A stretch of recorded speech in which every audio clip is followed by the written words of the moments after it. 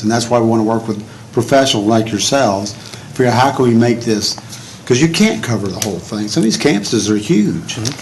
You know, when you get these multi-campus, multi-building campuses, I mean, it's going to take minutes. You may be exhausted when you get there, depending on what kind of shape you're in, sprinting there. So I just, like I said, I just don't want to discount anything. It's all going to be a local op. We're not going to pass it that says you have to do this. We're not going to make anybody carry that doesn't want to carry. And we'll work, make that be a local decision. But we certainly want to encourage those who are willing, want to, that they have the ability to do that. Mike, I'm sorry. You introduced yourself. We'll have to have you do it again. No problem. Happy to be here. Thank you guys for having me. My name is Mike Matranga. I'm a Executive Director of Security for and School Safety for Texas City ISD. Like you guys know, today's my first day on the job. So thank you for having me. Nothing like throwing me right in the fire, so, but I can handle it. So it's a very slow fire here. Very slow fire, but we're getting there. We're all on the same team. That's a good. That's right, and hopefully everybody can be on the same team throughout the state. So a little bit about myself. I've been a federal agent for the last 14 years. My first 12 years as a federal agent, I was with the United States Secret Service. I did 12 years there. Was a member of the Presidential Counter Assault Team under the Special Operations Division. A little bit about that program. It was formed in 1979 with Delta Force in the Secret Service. To date, I'm number 476, and we have roughly about 520 counter assault team operators since 1979. From there, I went on to the Presidential Detail, and we've traveled to 27 countries and 2 war zones, including the DMZ, conducting advances for the President of the United States and all foreign dignitaries, or some foreign dignitaries, and the Vice President of the United States. But what I want to talk to you guys today about is there's several things, and I think everybody, we have the solutions. We've talked about them here today. We have to find the right solutions, and we have to have everybody on the same page to have a coordinated effort. I understand that right now everyone's, you know, the situation's tense after Santa Fe, and I'm a Galveston County boy myself, and that struck home with me. I was sitting, you know, working a detail down on the border when that came across and made the news, and so it absolutely broke my heart. And so I'd like to say that my thoughts and prayers are with those members of Santa Fe and the Galveston County community. And you know, we're here to talk about infrastructure security, and I'd like to note that is an important part of this puzzle, but it's not the puzzle. We can't simply rely on infrastructure security to solve our problems. Our problems, and people don't want to admit it, this is a societal problem, a behavioral problem. And you have to pardon my frank speak, but you know, what I believe's happened is, in my experience with the Secret Service of conducting threat assessments, is somewhere maybe 15 or 20 years ago we decided that we were going to stop punishing people for bad behavior and we were going to start giving more hugs.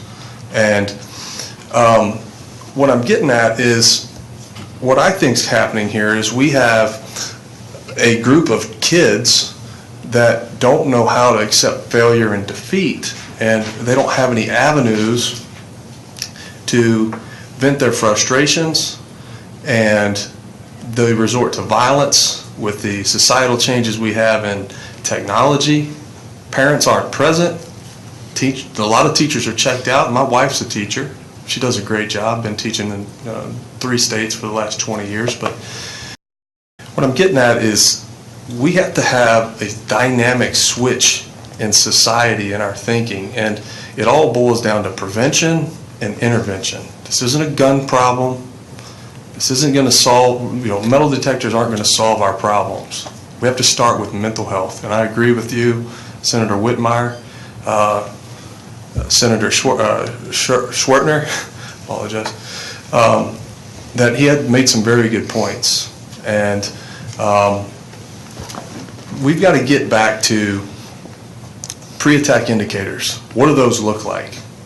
You know, pre-attack indicators, and what signs and symptoms do these kids have, or not even kids, but even adults that we've had that have conducted mass shootings like in Las Vegas. every single incident throughout the United States, I went back to the Whitman shooting, 1966, the signs were there. You know, every single one of them. We just have to identify what they are, how to identify them, and move on and find the proper means to report them and get these people help.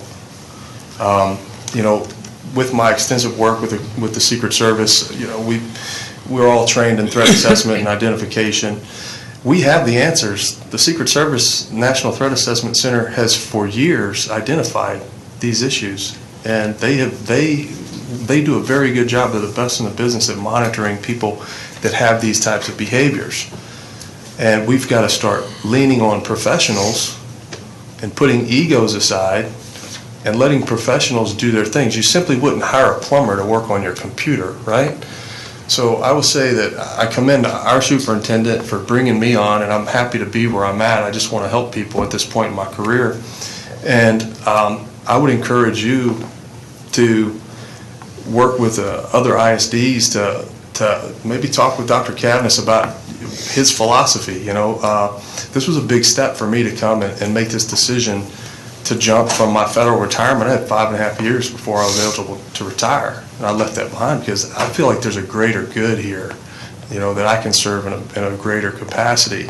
And what he did that I don't think anybody in the state's done is he's given me the authority to make all the decisions without board approval, because he trusts my judgment and my experience. A lot of these ISD police departments, and no offense to you guys, but ISD police departments or directors of security for these police departments are having to answer to civilian board members who don't have the experience that this professional or these officers have. Listen to them. They make good points. They know what they're talking about. They're there every day with these kids. I agree with them 100%. This starts with relationships. It's a societal thing. We have to, and you know, Senator Whitmire brings up a good point that we've got to get out there and we've got to get rid of this persona that law enforcement are bad guys. You know, I'm from Texas and Galveston County, and my dad told me a long time ago, and you guys will appreciate this, and I'm sorry if I offend anybody, but sugar attracts more flies than you know what. And so my philosophy is, if we're out there talking to these kids, getting on their level, understanding their problems, helping them, their family, you know, their economic status or mental health evaluations, and pushing and saying we're going to do something and then following up with it, it shows that we're committed, and that's what's going to help us. You know, an ounce of prevention today may help us in the future, where we don't have to end up fighting that kid or shooting that person who has a gun. You know, I do think that there are certain things as far as infrastructure security that are important. When it comes to metal detectors, I think they serve a purpose, but in a school environment, I do not think they're effective, and I'll tell you why. Of my travels with the President of the United States, we always brought metal detectors, and I could say, I don't want to say 100% certainty, because anybody tells you that, you should probably walk away from them. With a very high degree of accuracy, up in the 90s, I would say that every facility that we had was secure. When you have a school and you see that these metal detectors, let's for example say that we have 14 schools in our district. You have let's say we put 4 metal detectors at each school, okay? If I can't guarantee what's on the other side of that metal detector is secure, what's the point in spending the money on the metal detectors? If I can't secure every entrance and every exit with a person, or lock the door, but then we're bound by state law and federal or in fire code, if I can't secure that, then we have scrap metal and magnets. That's all that is. Very expensive scrap metal and magnets. You can't secure a school 100%, and I'm not afraid to say that. And I think that's what the public's perception is. You know, I was watching the news last night in Santa Fe ISD. There were some parents that had a meeting, and I cringed to hear what they were saying. And God love them. They're going through a tough time, but I just don't want them to make rash, hasty decisions. You know, we had a group of parents, and I commend their efforts. They're trying to be proactive. You know, they sat and they had a meeting yesterday, and I heard one of the statements was that we're not going to send our kids back to school until they have metal detectors. But they don't understand the concept of what I'm saying is that if you can't secure the school, it's useless, you know. And I'm not afraid to say that. I told Dr. Cadmus when he hired me, you know, I'm not gonna be politically correct. I'm not gonna cave to political pressure. I'm gonna say what I think is gonna keep kids safe. And I do think that we can do a better job at preventing, helping them with mental health, giving them the resources they need, being a friend and a mentor, and through threat assessment. And threat assessment is not to be confused with physical security threat assessments. There's threat assessment when it comes to the individual, their mental health status, and their ability to actually commit or carry out a crime or a threat or whatever it is that they're talking about. And then you have the physical security assessment, which is knowing what every single door, or knowing every door in that school, how to alarm those doors, how to provide proper assistance to the local police department. And that's another aspect of this whole thing. It's a puzzle. You know, if we don't have an ISD police. I work with Texas City PD, which is a fine PD. I work with Lamarck PD, which is a fine, police department, and Galveston County SO. Galveston County supplies our SLOs in our school. But if the three of us can't coordinate together and have a unified front and response, then we'll have another issue like we had at Santa Fe. And I commend everybody's efforts there. We had 200 and something officers show up, but nobody knew what to do. So it's all about proper planning. And at our district, now that I'm here, I assure you that everybody will be on the same playing field. Everybody will have a seat at the table. Everybody will have the same voice. And my goal at the end of this thing, it's going to take some time, is that if we ever have an incident like Santa Fe, is that I will know my success or failure is if I have someone come up to me and ask me what do I need to do, then I've failed, because they should have already been briefed, because we've planned it, and they should just take action when that call comes in. I shouldn't have to tell you what to do. You should know because of our proper planning and designation of responsibility. It should just be second nature. Call comes in, boom, you know your job, you go do that. And my plan, I would treat just like a presidential site. One of the biggest advances I ever did for the president or vice president was to the DMZ, the most intense place I've ever seen on this earth. And the coordination we had between the U.S. military, the South Korean military, the CIA, the Secret Service, the FBI, all the agencies was incredible. Everybody had the one team concept, and that's the way we have to have that. My plan at the end of this at Texas City ISD is, like I said, everybody knows their job, everybody knows what they're supposed to be doing, and it entails everything from communication, which is, in my opinion, the most important thing. Everybody has to be communicating and be able to receive and transmit information in a timely manner. Triage areas, emergency management routes, public information media designation areas. Those are things that Santa Fe didn't have in place. And I'm not here to pick on Santa Fe, trust me, I'm just using that as a reference. But those are the things that help eliminate that chaos in those situations. So, in my opinion, we talked about the Marshals program and the Guardian program. In my opinion, those programs are just to make people feel good. And if you're gonna designate a marshal or a guardian, why not just hire another police officer and put them in school? I mean, wouldn't that make more sense? They're better trained, they're better equipped, they have the ability to make judgments. And I'm not saying that the others don't, but it seems like you're putting a Band-Aid on a hemorrhage. Put a police officer there.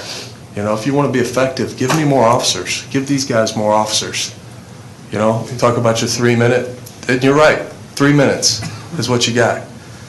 An officer in every school that's stationed at that school It's going to be there within seconds, not 3 minutes. I mean, you immediately mitigate that because they're there. They know those kids. They don't deviate from school to school. They're at that school. That's where they stay. And you take away the liability of putting a weapon in an unexperienced person's hands. Chairman. Yeah. Sir Lucio? Yeah, sorry, go ahead. Will you agree that what took place after 9/11 was the right thing in terms of security at airports and all? Obviously, you heard, my questions a little while ago, and my comments on something like that had to happen, obviously, for us to be able to set up checkpoints and all, in this case, metal detectors and everything else that goes with the system before we board a plane. What's your feeling about, because you're talking about setting up a system, having police officers and ensuring that, something like what happened in Santa Fe doesn't happen again. So do you agree with what happened at airports after 9/11? Yes, I think that was the right move, but the more important question is that a 100%, certainty that guns have... Nothing's 100%. Right. So we have a perfect example of why that didn't work. Richard Reed was the shoe bomber. Do you recall him? He got through, no problems. I'll give you another example, and this directly affects me, and maybe I shouldn't say this, but I'm going to. When I was in counter assault team school, I've shot thousands, 100,000 rounds, I don't know, and probably 50 different weapons or more. When we are on the range, you get punished if you drop a loose round, right? So we would always pick them up when the instructors didn't see, put them in our pocket. Well, by the end of this school, I had about 80 rounds sitting on my desk in my room. Well, my wife came up to visit. I don't know why I did this. It's just one of these things that even the best of us sometimes fall. For whatever reason, I had a Ziploc bag of ammunition in the room. I dumped it into my wife's purse, unbeknownst to her. She flew all the way back from D.C. to Houston before she discovered that she had 80 rounds of ammunition in her purse. And TSA does this every single day. So if TSA can make that kind of mistake, what do you think the person that we're going to hire at $12 an hour is going to do? I just don't think it's effective. And you have to keep in mind my point that if you can't secure the inside of where they're walking in through that metal detector, I can't prevent a kid from, like Mr. Huckabee said, setting up a bag outside, going and kicking the door and then grabbing the bag and bringing it in. I can alarm that door, but he's already in that door by the time I can get anybody over there to check out why that alarm's going off. Well, something's going to happen one way or another. We're just not going to sit back and not do anything and wait to be reactive later on. I agree. And one of the things that I agree with Senator Huffman is you want to make sure that a weapon and ammunition doesn't get into the school campus.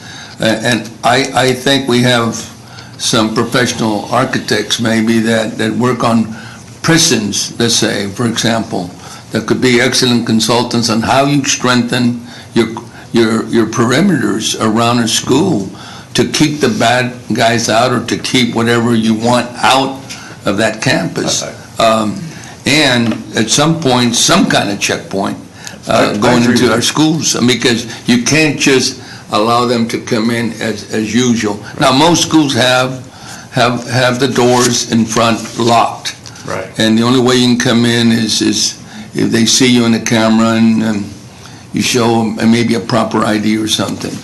But there are some measures that have been taking place already. Mm-hmm. The thing here is, where do we go from here to ensure that what happened in Santa Fe, and I don't have that full report. I'm sure our chairman knows more than anybody since that's his district. But that's a very costly mistake. And that's why I asked the Commission of Education, after Columbine, we should have had many red flags up in this state, in every state in the country for that matter.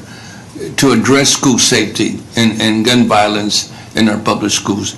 And quite frankly, a high percentage of our ISD did nothing, or our states have done nothing, not even questionnaires. I don't think there was a questionnaire that went out to see what kind of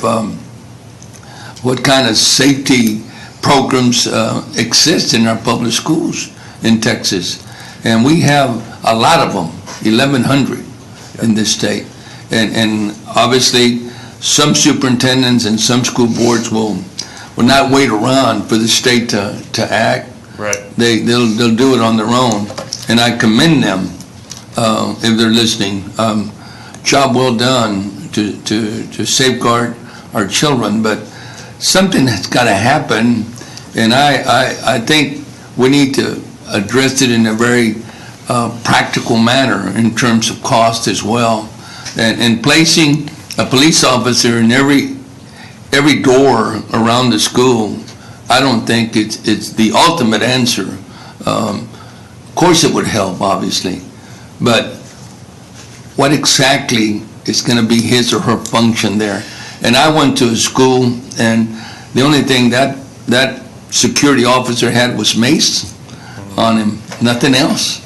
Right. And it was one security officer for 450 kids.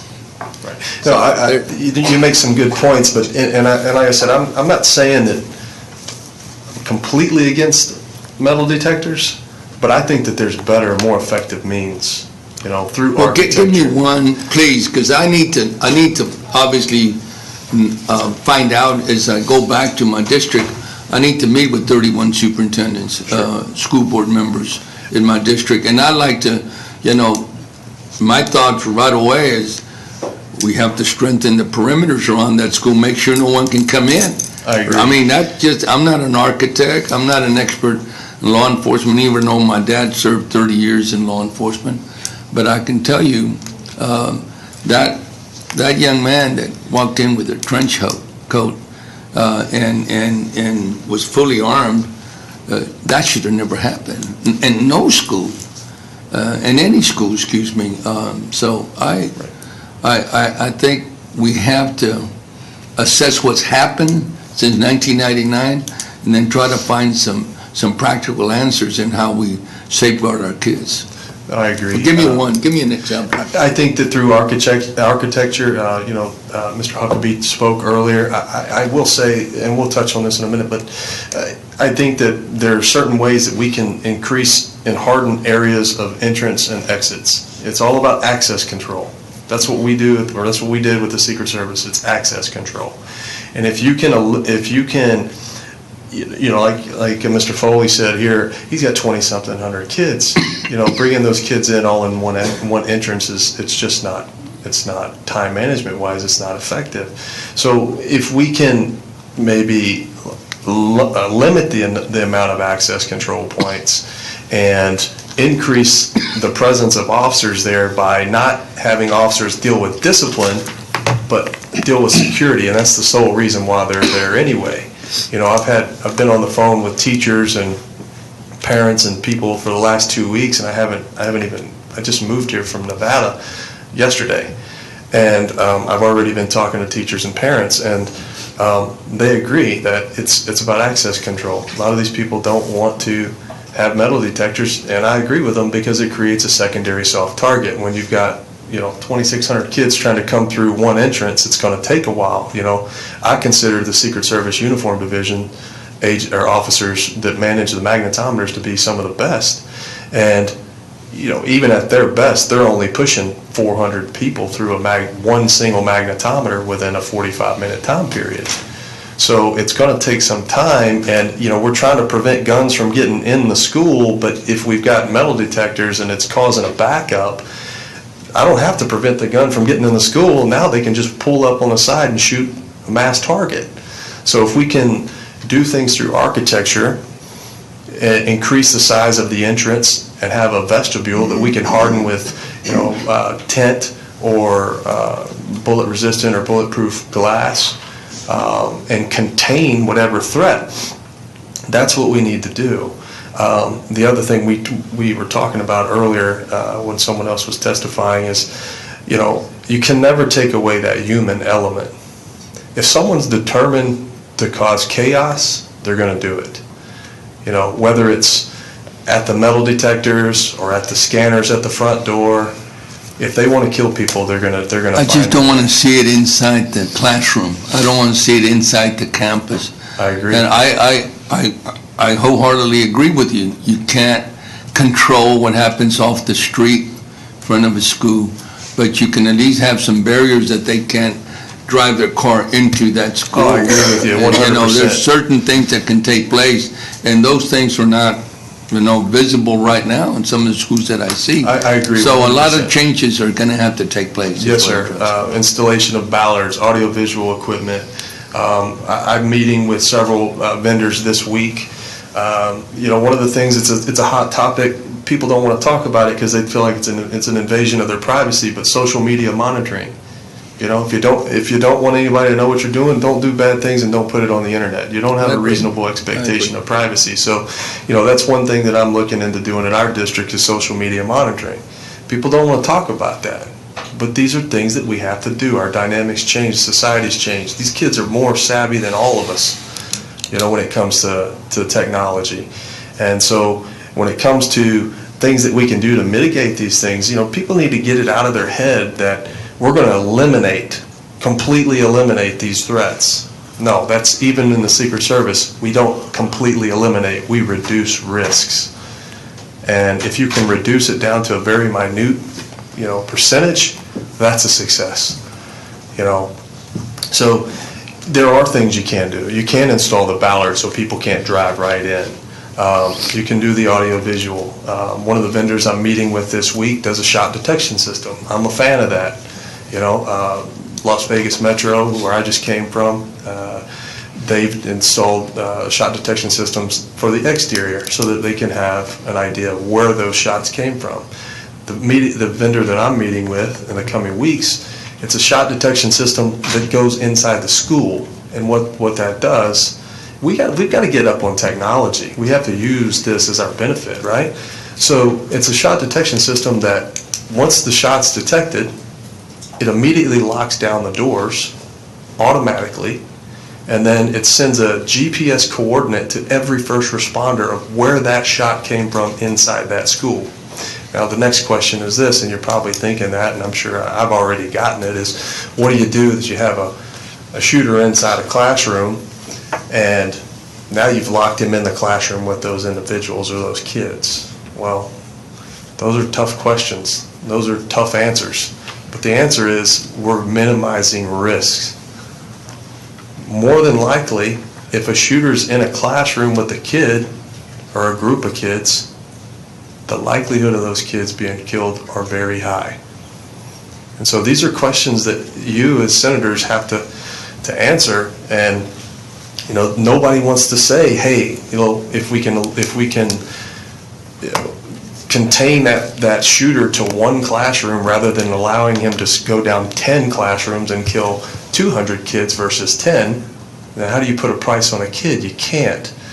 But at some point, these are things that you have to weigh, because we can't eliminate the risk completely, 100%. Let's just be honest, but there are things out there that we can do to greatly reduce them. And my fear is that the popular thing, when Dr. Kapnis called me, I said, I want to do the right thing, not the popular thing. The popular thing is everybody's talking about metal detectors, everybody's talking about arming teachers without giving it any forethought to how this is going to affect people, or the effectiveness of that. And so my thing is with the Guardian program, if you're going to put a weapon in the hands of someone who took a 16-hour class, why not just hire a police officer?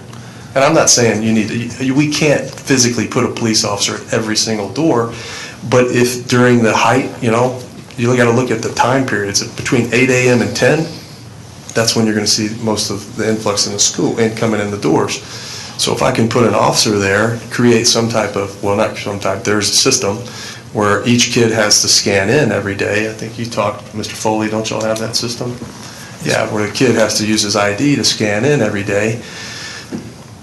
you have an officer standing there watching, and then kids, we've had an incident that I was made aware of before I was here, where a kid was suspended from school, made entry into the door using her card, pulled the kid out under the ruse that she was working in the office out of a class, threatened the kid, and then nothing happened, but that's how easy it is. And so with a kid like that that's been suspended, this system that I've got planned is, instead of metal detectors, everybody's got a scan coming through, and there's an officer there to, in the event that someone wants to come up and shoot somebody right there in the vestibule, I have a gun on that other gun within seconds.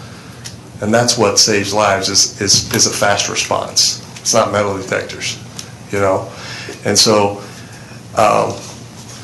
along with that system, if that kid's been suspended from school, we have a system where you just kind of like a BOLO system. Look out for this person. Goes out to all the teachers, so the teachers know this kid's been suspended, they're not allowed on campus. Had that teacher had that, she would have identified that girl and known she wasn't supposed to be there, right? So it's all about just reducing risks. And I think it's appalling that we sit here and we talk about building $100 million schools, yet we can't pay our teachers enough. Now we're asking them to do more. And I really feel like our teachers are our first line of defense. To me, we have to prepare them for those things that I talked about, pre-attack indicators. Once we get them trained on mental health issues, pre-attack indicators, those things that they need to know and they need to be able to identify these things, that's our first line of defense. Well, that's basically a local issue made by school boards in terms of the cost of building a school, which I've been fighting for a long time. Taj Mahal's of all, I agree with you. Instead of getting the necessary systems in place. But at the end of the day, we're going to have options, as you stated, and we're going to have I say we, the school boards are going to decide which option suits them in terms of cost and all. Thank you very much. Thank you, Chairman. Senator Creighton, you had a question? Yeah, yes, I do. Thank you, Mr. Chairman. I just wanted to follow up on a couple of good points you made. First is the societal problem. I've been talking about that a lot in my district as I've just held different meetings and made my way around to the different school districts just to get feedback and mainly to listen more than to talk. But, when I am asked my opinion, that's something that I definitely talk a lot about. So I'm not much on politispeak either. I kind of agree with you that the straight talk is what matters. Right. What can we do about that, and what are you committed to do about that? With societal issues? Yeah. Honestly, I can just give you some examples of how I was raised. When I was a kid, everybody, the old adage that it takes a village to raise a child, that's gone out the window. When I was a kid, if I was outside in my neighbor's yard or in my own front yard doing something I shouldn't have done, my neighbor across the street would come yank the knot in my behind. And we've gotten away from that because everybody's afraid that they're going to offend someone, or that they might get shot, or they may get somebody shot. Else's kid, right? Yeah. Or there's right. a fight, Right. They want to fight them, Right is right and wrong is wrong. Your kid's acting up, accept responsibility. Personal responsibility in this country has gone out the window. We're going to have to be, that's why I asked, we're going to have to be bold in talking to our parents. It's not a comfortable meeting for me to have if I stand in front of 300 at a speech or a gathering and I talk about the fact that the first problem we've got is a parenting problem. You want to talk about the room gets active whenever a politician says that. But I do it because I'm not about politispeak or politician talk. I'm about straight talk. And they all get to talking to each other so much they forget I'm even up front, which is fine with me because eventually it circles back around. But, is it effective to have a meeting at the beginning of the school year by an individual such as yourself that's in charge of security that just simply says on every flyer or every email, do you want to save your child's life? ... Right. Attend this meeting. And the meeting is about the top 10 things a parent ought to teach their child the top 10 things a parent ought to look for in identifying mental illness, and a phone number to be able to reach out or ask for help, or the top 10 things that a parent should demand of their child, which that's gone out the window in so many different respects, as we are enablers in so many respects, in so many circumstances with regard to our kids these days. Right. So what can we do, school district by school district, to achieve what is always chalked up as a societal problem, but yet we don't really have a plan or an architectural plan to address it? I think from that perspective, there's a lot of different things that I think we can do to change that. And I was talking to my superintendent on the way up here today, and I've told him that, the common trend that I've seen talking to many teachers over just the last 2 weeks that I've been in this position is the fact that administrators are not willing to enforce behavior. And when I was a kid, there were consequences. We didn't get 6 chances. You messed up. They inconvenience your parents by, hey, come get your kid, and then mom and dad's got to take off of work and they're losing money. I guarantee you something at home's going to get fixed. We got to start back to addressing behavior, not giving so many opportunities. We've gotten to where, like I said, where we want to hug everybody and give opportunities, and it's going to be okay. Well, I think this is what's happened. Like I told you earlier, is we've created this group of kids that they've been told everything's going to be fine. You get many opportunities, and they haven't been told that life is going to punch you in the face. You got to determine how you're going to get up from that. And the important thing is one, getting up, but how you're going to proceed forward. And so these kids now are, just like the kid in Santa Fe. It was because of rejection. Somebody needs to have a conversation with these kids. Hey, life's not going to be fair. Let's not lie to these kids and tell them everything's going to be okay. We all get participation trophies. And the straight talk is someone needs to have a conversation with the parents. And Right. it needs to be someone that it resonates with and that they will listen to, and someone that's in charge of the security and safety of their child's life and their experience there on campus and learning in a safe and secure environment. I would think that they would listen to that person. So the other things that we have offered up, from metal detectors to sensors on every doors to a guardian program, a marshal program, all these things are simply just examples of what's on the table.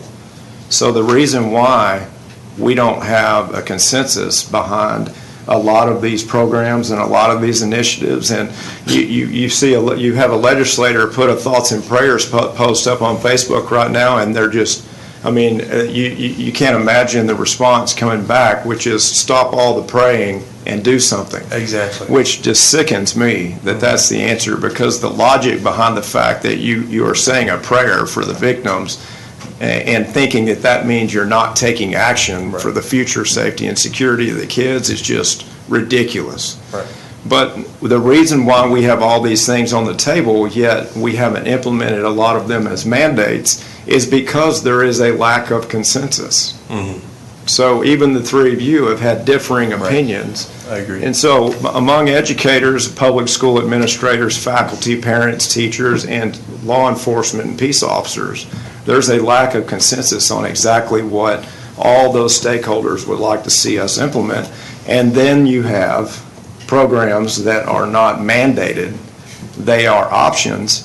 And from my research, the school districts that have opted for some of these programs, Guardian program or Marshall program, have, knock on wood, and we'll continue to pray for them, they are the highest percentage of safe districts in the state, because many of them have big signs posted in school drop-off lines and bus drop-off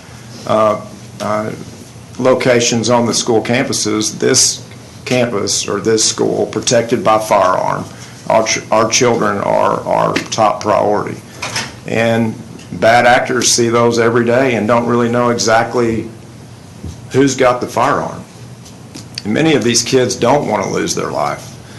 So it's not to say it's the best plan, and I understand the opinions of why each has flaws and problems.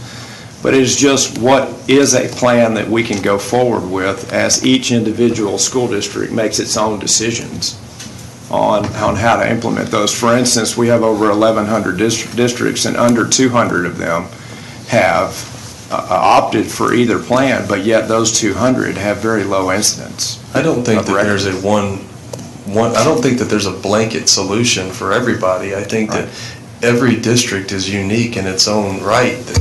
You have to maybe establish guidelines and then allow that district to adopt which ones they want. You know, I know that, for example, like I said, I'm not a big fan of the Guardian program. If you're going to put someone in school with a weapon, why not hire a professional law enforcement officer? I like that point too, but with that one officer, what if he responds in 90 seconds and is shot right between the eyes? That's why you don't have one. Well, you said to put one on campus, and I'm talking about that first 90 seconds is the deal. So if he's eliminated and teachers are disarmed, and let's say the criteria is only SEAL Team 6 members that went after and terminated Osama bin Laden can be one. I mean, nobody's talking about what the criteria can be. Of course, that would eliminate all of them.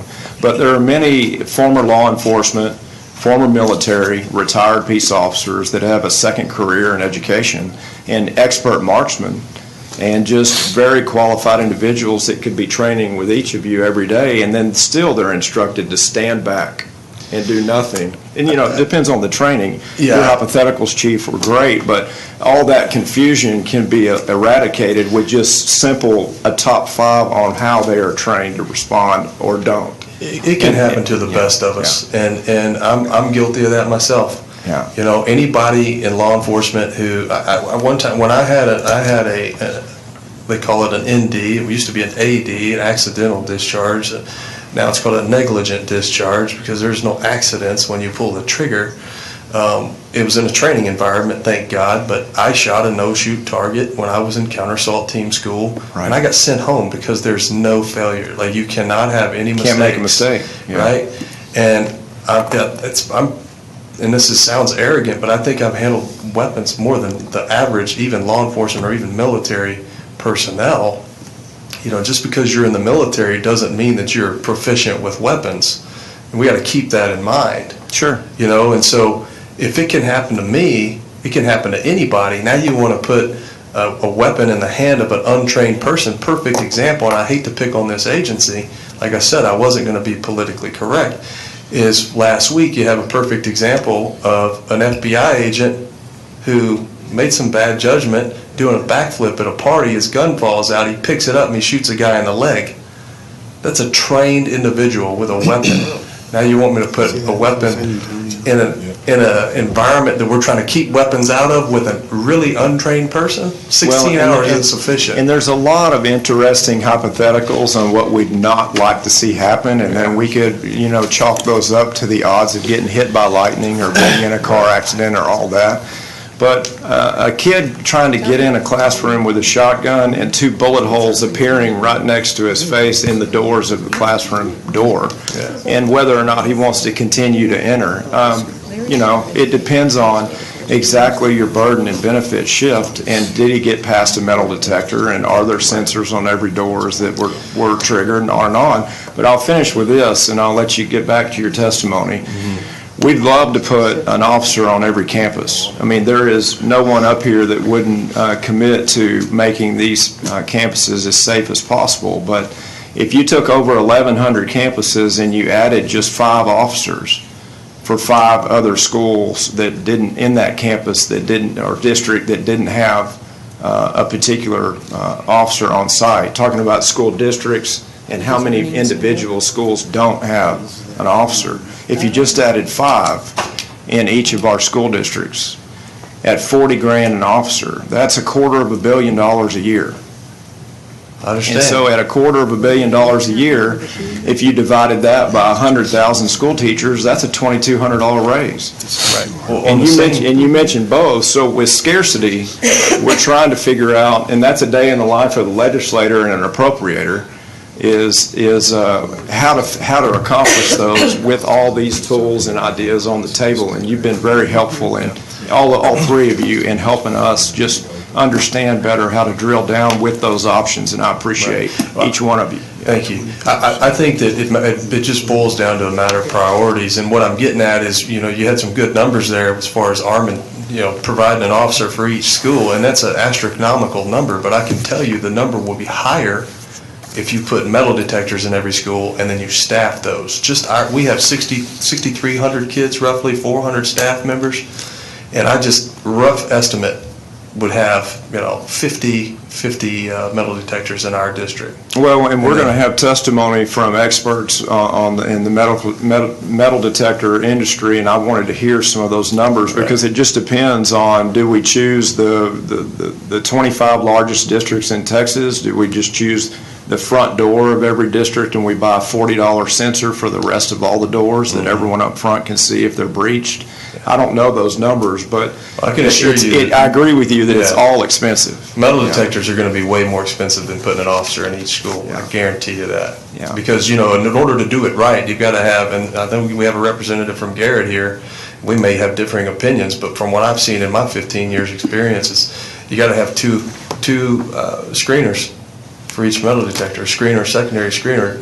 Just for example, I would have to have 100 screeners for my entire district for 14 campuses, and that's, let's say you're paying them $20,000, $25,000 a year, that's over $2 million just for my district alone. So I'd rather have 10 more officers to fill that void at $40,000 than have metal detectors, because we all know in an active shooter situation, the key is immediate response. Yeah. And if I've got a gun there already with an officer who's trained to use it, I'll take that all day over a metal detector. Well, it's great advice, and I think that reflects the diversity of all of our school districts and why we don't as much mandate a lot of these options as much as Senator Huffines mentioned. We provide the options on the table, and the school districts can decide. Thank you, Mr. Chairman. I appreciate the opportunity. Any closing comments?